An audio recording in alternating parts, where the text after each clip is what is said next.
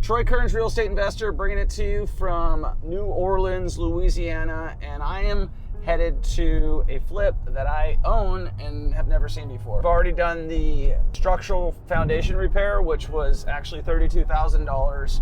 We had to shore up the house. The house was collapsed. And I don't have any crews out here to do the job. I don't know anybody out here to do the job. So I'm gonna meet the plumber and we're gonna go from there. How you guys doing? Paul. Paul, nice to meet you. Troy.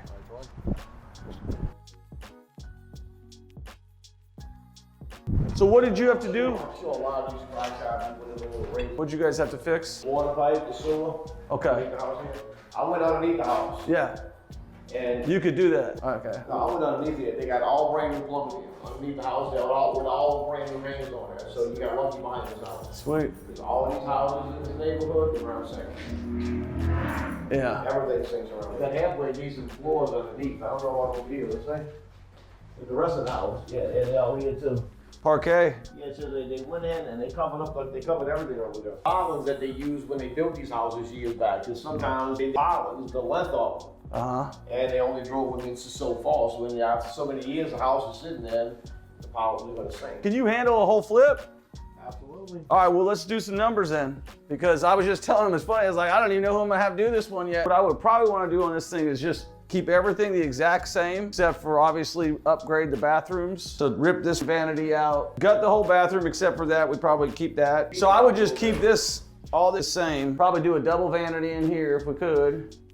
Let me just see what else we got. I mean, honestly, we'd probably put 1/4 inch on that and drywall this. So I would probably just paint these, maybe pop the soffit out. I don't know. I gotta figure out the kitchen. But once I figure out my layout here, but for sure, we're just gonna go like with some sort of a laminate over the top or whatever. Come through here. We have to put some motors on these doors. I probably fix all the paint in here, shoot the whole thing white, put some door openers on it. You saw there's a bunch of siding patchwork. We look at the outside, it might need another layer of shingle or at least, yeah, well, with that, we could do that last. Check this out. If we just filled in these gaps here and then hit the one side with a different kind, you know what I mean? Because you're only missing mostly on this side right here. Oh yeah, it's cedar shake, huh? Yeah, so. I don't know, it's not too bad though. I mean, it'd be better than pulling it all out and residing it. If the hurricane, the winds would be blowing this way, this wouldn't be here right now. I think I want to keep this. I don't want to spend $5,000 on siding. This is the only side that's really bad, so I think if we pulled everything off of here and then just hit this with a different type, it would work out. Either find the same one or just use a different kind, or use that cement board that looks similar to that, you know? Or like you said, hardy it on this side only. Might be able to find that stuff. Yeah, that would be the better way to go. I'm gonna paint this house white and black. So whenever he decides what he's gonna build or whatever, I told him I'll come back down and cut this down and put a clean out on it. You know how much this would have cost in Houston? Maybe like 10 grand. Oh shit, he took 3-4 times here. I know, that's what I'm saying. Like I just did a foundation in Houston. I was like, oh shit. I'm like, how much? They're like $2,800. And then I watched them. They just came through, pumped everything in there, drilled it, popped it up, fixed the whole foundation. Now this was a more significant job, but still, that's why I said it was $2,800. It would have been probably 10 if this was in Houston. All of this shit with Hurricane Katrina, to raise a house costs $10,000, $15,000, $20,000. Right. That's what it costs. Yeah. After Katrina, I heard houses being raised for $150,000, $200,000. Yeah. The government paying for that. So if I go and give you kind of a layout, like after I walk this a few times, and you can give me a price on fixing it? So what I'll do when I get back in town, I'll go through. Okay. I'll give you a price on everything except the floors. Okay. Yeah, I would just say, like on this one, I would just try to save that siding, like you said. I'd like to just paint it, put it back together, and then put all the money on the inside. And then obviously probably I'm gonna have to get somebody to sod it. And if I need to hire a garage guy to put the doors back up, I can do that. So we definitely need to fix this thing. We need to secure the back of the house, talk to him. We're gonna put this stuff back together. He says he can buy it. We need to bring in a little bit more dirt here. We need to have him bring a fence up around here. So I'm gonna probably spend about a few $100, probably a couple $1,000 to repair this fence and add one to the back here. We gotta bring some more dirt in here, but it looks like they're 90% of the way done with the dirt. Gonna need to fix these garage doors. I need 2 garage doors, so I'm gonna make that happen today. One of the things I do on all my houses, I lay them out first visually in my head so that I can figure out, all right, what walls am I gonna get rid of? Things do I need to change? All right, so we know right when we come in that we're gonna change this to be a stove. This is gonna be a pantry now. I'll get rid of this. I'll change this to be a stove. Why am I gonna do that? Because this is $1,200 and this is $1,600. And a stove is about $700 or $800. And we don't have a pantry, so me pulling this out and adding a pantry in here is actually gonna improve it. I am going to try to keep these cabinets. I think I'll be able to. They're solid wood cabinets. I'll keep the configuration of the kitchen the exact same. I'm gonna put 1/4 inch in here, like I talked about. This is how the front door comes right now. All right, so here's where, yeah, I'm gonna push the shower all the way to the top. All right, so in here, we'll redo all this. We'll pop some can lighting in here, put a double sink in here or a single sink in here. We'll redo this tile in here. That's pretty much everything. I mean, these floors are kind of coming back in style. If I can use them, I'm gonna use them. If not, then it's a pretty basic cosmetic fixer-upper. After you spend $32,000 fixing a house, it becomes an easy cosmetic fixer-upper. So if you got questions like, why the hell would I buy a house that's got a cracked foundation? Because nobody else would. And I knew that there's money there. And then there's a potential, as you know, about $80,000 to $130,000 profit because everybody else was scared to take action. I took action. So make sure you take action and subscribe to our channel. So also have the HVAC guys service this. Here's the unit right here. There's all your particulars. It looks like it's in pretty good shape. That's been taken care of. It looks newish, huh?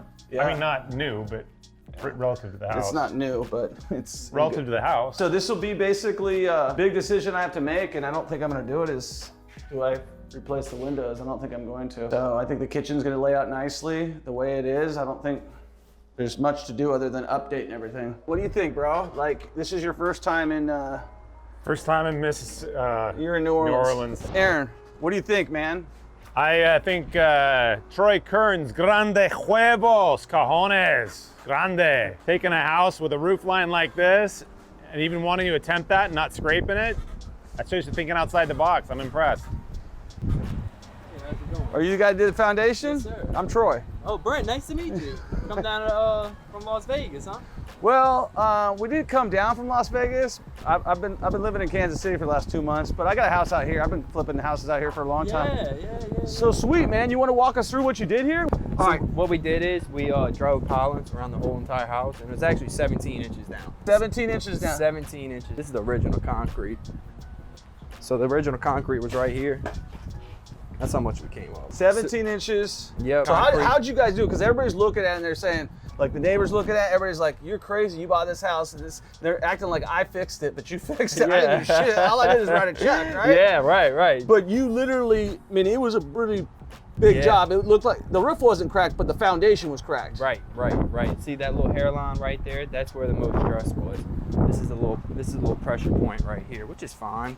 But yeah, this is where it was bellying out right here. This is the lowest point. What'd you guys do? What's the first step? You dug underneath? So we excavated. Every 6 feet, you had to expose the wooden pilings, and the wooden pilings are just completely deteriorated. So either if they're completely deteriorated, we actually go on the side of them and drop them to refusal, which is 10,000 PSI, or we cut them off, pin them, and drive on top of the old pilings and just drive them to 10,000 PSI, which when you hit that refusal point, that's when you can get lift on the house. Okay. So this is actually all done by hand. So you guys did it by hand. That's why it's so expensive. Yeah, everything. Because I was saying in New Orleans, foundations cost crazy money. You know that. Oh yeah. We're doing one on Elizabeth Street right now, man. It's a lot. This is one of the worst we did. The mine? Oh yeah. Woo-hoo! Yeah. This is the one of the worst, man. It was 17. We did a 24-inch one.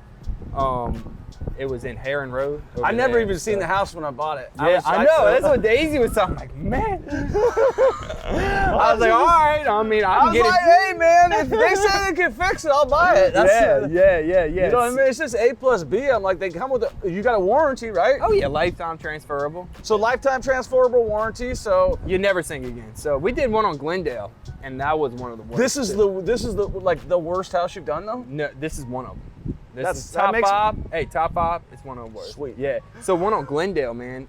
Literally we can walk up underneath the house. It was right down the street. Uh-huh. It was that much void underneath it. Okay. So it literally, when they were driving, this is the same thing. Same thing. Well, it's not that much void because they've been pumping sand underneath Right. it. And you got new plumbing. Yeah. It's all new plumbing. I know. And one hanger broke. Can you believe that? That's it. One hanger I know. broke. I'm like, what? On one hanger broke? So You did an awesome job. Hey, thank you for staying tuned all the way to the end of this video. I hope you've enjoyed. If you are, make sure you stay tuned because we got plenty of more videos about exactly what I'm talking about, which is flipping houses, right? And we're gonna have video after video so you can enjoy and learn from what we're doing. I'm learning, we're all learning, so make sure you stay tuned for the next video. Peace.